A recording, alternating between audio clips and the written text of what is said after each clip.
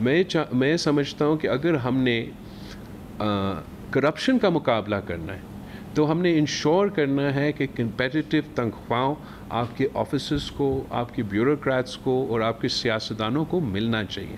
نہ میں جب وزارت میں ہوں تو میں شاید اپنا تنخواہ میں نے جمع نہیں کی حکومت کی طرف سے، میں اپنے والدہ کی انہیریٹنس پہ ریلائی کرتا ہوں. مگر اگر آپ نے ایک ایسا نظام بنانا ہے جہاں ہر پاکستانی صرف یہ کرائٹیریا نہ ہو کہ آپ امیر ہو، آپ کسی بڑا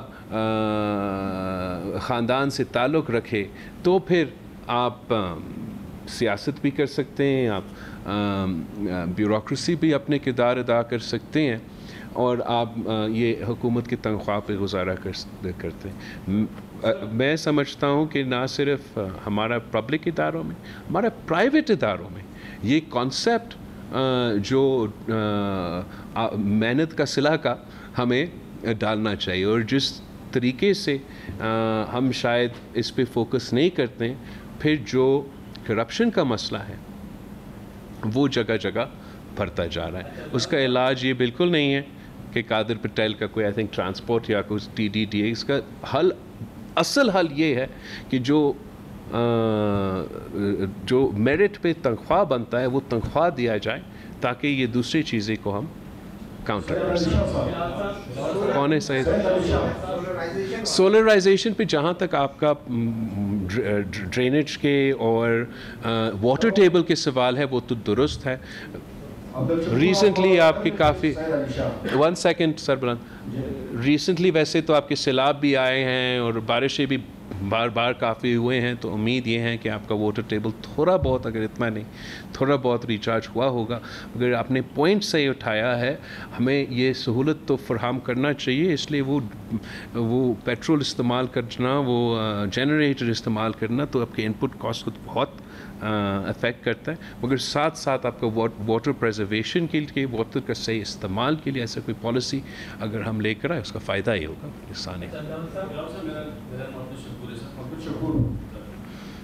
سندھ میں sir road district to district road connectivity اور ہیلتھ کے بڑا اچھا کام ہوا ہے. ہندوستان میں آپ نے کیا، ہندوستان میں سر ہیلتھ کا یہ حال ہے کہ سر یہاں کے 70 to 80% پیشنٹس ہیں وہ کراچی کا روڈ کرتے ہیں اور جو روڈ کے حادثات ہوتے ہیں سر وہ اس سے کئی گنا زیادہ جو دہشت گردی کے واقعات ہیں اس سے کئی گنا زیادہ جو ڈیتھس ہوتی ہیں روڈ میں ہوتی ہے. جیسے کہ آپ دیکھیں پوری اسپیچ میں آپ نے کئی روڈ کیا، اور ہیلتھ کا آپ نے جتنے جو آپ نے پروجیکٹس بتائے وہ سارے سرفراز صاحب کے انیشیٹوز ہیں جو شروع کر رہے ہیں. آپ کی طرف سے کیا سپورٹ ہوگی فائنینشلی، کیونکہ چیزیں شروع تو ہو جائیں؟ سرفراز صاحب ایک تو میرا ہے، حکومت پاکستان پیپلز پارٹی کے ہیں، اور یہ میرے منشور کے وعدے ہیں جو سرفراز صاحب کا فرض ہے کہ وہ پورا کریں. میں آپ کریں پورا. صرف شکور صاحب ایک چیز ایڈ کر دوں ود یور کائنڈ پرمیشن. میں نے جس دن اوتھ لیا تھا آفس میں، اس دن چیئرمین صاحب نے مجھے 3 چیزیں بتائی تھیں، ایک انرجی سیکٹر، ایک ہیلتھ سیکٹر اور ایک اسکل ڈیولپمنٹ. یہ 3 چیزیں تھیں جن پر ان کا فوکس تھا. اور یہ ہیلتھ کے جو انیشیٹوز آپ تھوڑے بہت دیکھ رہے ہیں، میں آپ کی بات سے اگری کرتا ہوں، یہاں پر حالات تو اس طرح نہیں ہیں، لیکن یہ جو انیشیٹو دیکھ رہے ہیں، چیئرمین صاحب کی گائیڈنس، ان کا ویژن اور سندھ گورنمنٹ کی سپورٹ، ہمارے سیکرٹری صاحبان ہیلتھ کے لیے they spend 7 long days there, secretary health and secretary finance. So this all جو کچھ ہو رہا ہے، اس کے پیچھے ویژن، اس کے پیچھے سپورٹ، اس کے پیچھے گائیڈنس آنریبل چیئرمین کی.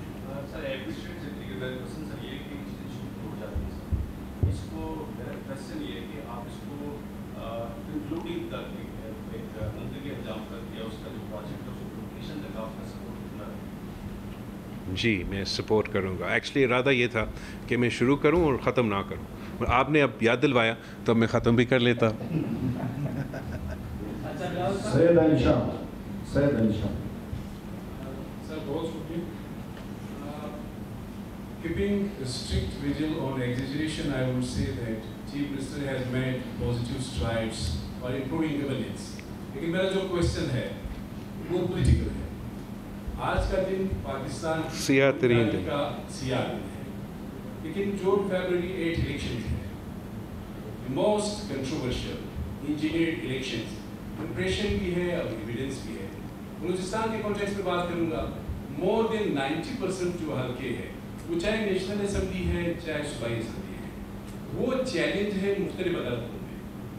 और at the same time yo party, Pakistan peoples party, उसको लॉयन शेयर हो रहा है, लॉयंस शेयर। सबसे ज़्यादा बेनिफिशरी जो है वो पाकिस्तान पीपल्स पार्टी है। मोर देन 90% हल्के जो है वो चैलेंज है। मुझे अगले साल मैं ये पूछ रहा हूँ, 45-46 साल गुजर गए, अभी तक हम उस दिन को याद करें जब तो शहीद जुल्फ़िकार अली भुट्टो की गवर्नमेंट को ओवरथ्रो किया गया, तो क्या नो लेसन लर्न? तो एक तो जहाँ तक धांधली का बेनिफिशरी का सबसे ज़्यादा पाकिस्तान पीपल्स पार्टी का होना, मैं सब सख्त इख्तलाफ करता हूँ। जो केसेस चल रहे हैं इस वक्त आपके ECP में, पीपल्स पार्टी के लोगों के केसेस भी चल रहे हैं, ना सिर्फ आपका सूबा बलूचिस्तान में मगर आपका सूबा पंजाब में, आपका सूबा पख्तूनख्वा में, कराची से ECP पे तो ना सिर्फ इस इलेक्शन में, वैसे हर इलेक्शन में पाकिस्तान पीपल्स पार्टी के कंप्लेंट्स रहते हैं। और अगर किसी का कंसिस्टेंट अप्रोच रहा है इलेक्शन रिफॉर्म्स में, ट्रांसपेरेंट इलेक्शंस करने में, तो वो पाकिस्तान पीपल्स पार्टी का रहा है। हम हर इलेक्शन रिफॉर्म्स के पर ना सिर्फ बात करते हैं, काम करने के लिए तैयार होते हैं। कभी कोई पार्टी मुकर जाता है, कभी कोई पार्टी मुकर जाता है, मगर पाकिस्तान पीपल्स पार्टी के ये ईमान है, हम ये मानते हैं कि अगर साफ़ और शफाफ इलेक्शंस होते हैं तो सबसे ज़्यादा फ़ायदा उसका पाकिस्तान पीपल्स पार्टी और पाकिस्तान पीपल्स पार्टी जैसे जमात का होगा, शॉर्ट टर्म में, लॉन्ग टर्म में। इसी दूसरा जमात का शॉर्ट टर्म का फ़ायदा होगा, वो आगे जाके साफ़ और शफाफ इलेक्शंस में यकीन नहीं रखते। जो आप ब्लैक डे आप पाकिस्तान में हर दिन को सियाह तरीन दिन, और अब February 8 जो है वो आप ये सोचें कि July 5 की तरह ब्लैक डे है सर। अब जो शहीद जुल्फ़िकार अली भुट्टो का सबसे पहला आपके वज़ीर आज़म का हुकूमत एक मिलिट्री कू के तहत ख़त्म हुआ, जिसके नतीजे में चाहे आपकी दहशतगर्दी की सूरत में, चाहे आपका इंटरनेशनल लेवल की सूरत में, चाहे आपको मुआशी सूरत में, चाहे आपका जमहूरी लिहाज से, चाहे आपके इंसानी हुकूक के हवाले से, चाहे आपके मीडिया के हुकूक के हवाले से जो नुकसान हुआ है पाकिस्तान का, अगर हम आज यहाँ खड़े हैं और हमने एक दिन चुनना है कि कौन सा दिन किस दिन की वजह से है पाकिस्तान आज इस सूरत हाल में है, तो वो July 5 का दिन है। जहाँ तक इलेक्शंस में धांधली की सिलसिला है, मैं ये बात को रद्द करता हूँ कि ये सबसे बड़ा धांधली इस इलेक्शन में हुआ है। ये इलेक्शन ट्रांसपेरेंट इलेक्शन नहीं था, मगर पाकिस्तान पीपल्स पार्टी ने धांधली हर इलेक्शन में देखा है। फ़र्क इस इलेक्शन में और दूसरा इलेक्शंस में ये कि ट्विटर मौजूद, फेसबुक मौजूद, ये इंस्टाग्राम, टिकटॉक मौजूद, तो ज़रा आप लोग भी, हमारे नौजवानों भी उनको हैरान हो रहे हैं कि क्या क्या हम अपनी आंखों से देख रहे हैं। फ़ैसला ये करना है कि अगर हमने ये सिलसिला ख़त्म करना है तो सियासतदानों को आके मिल के ये कंसेंसस बनाना पड़ेगा कि हमारा मैच सही चले, और ना सिर्फ मैच सही चले, फिर जो भी वो मैच जीते हम उनको तस्लीम करें। और जो हमारा इस वक्त का सियासी मुखालफीन है, वो जीते या हारे उन्होंने रोना था, और अगर उनका ये सोच में तब्दीली आए कि पॉलिटिकल फोर्सेस के बजाय दहशतगर्दों से बात करने के लिए तैयार होते, पॉलिटिकल फोर्सेस के बजाय जनरल्स और एजेंसी से बात करने के लिए तैयार होते हैं, अगर आपके सो कॉल जमहूरियत के नुमाइंदे और सिविल बलदस्ती का नुमाइंदे और हकीकी आज़ादी दिलवाने वाले का मौक़िफ़ ये होगा, तो फिर जो आपने इशू हाईलाइट किया उसमें हम तब्दीली नहीं लेकर आ सकेंगे।